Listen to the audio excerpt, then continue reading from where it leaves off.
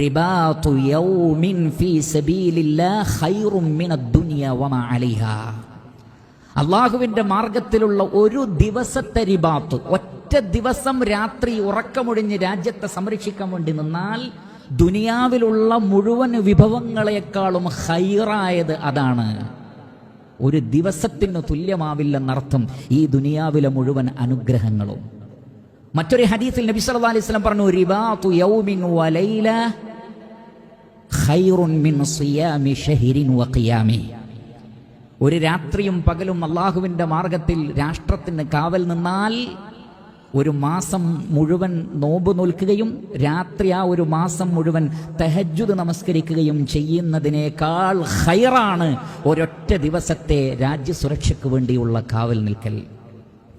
അതും കടന്നു വീണ്ടും നബി സല്ലല്ലാഹു അലൈഹി വസല്ലമ സ്വഹാബത്തിനോട് ചോദിച്ചു, അലാ ഉനബ്ബിഉകും ബിലൈലത്തിൻ അഫ്ളല മിൻ ലൈലത്തിൽ ഖദ്ർ. ലൈലത്തുൽ ഖദ്റിനേക്കാൾ ശ്രേഷ്ഠമായ ഒരു രാത്രിയെക്കുറിച്ച് പറഞ്ഞു തരട്ടെയോ? അത് ആമല്ല, ഖാസാണ്. അഥവാ ഒരു വ്യക്തിയെ സംബന്ധിച്ചിടത്തോളം ലൈലത്തുൽ ഖദ്റിനേക്കാൾ ശ്രേഷ്ഠമായ ഒരു രാത്രി അയാൾക്കുണ്ട്. ഏതാണത്?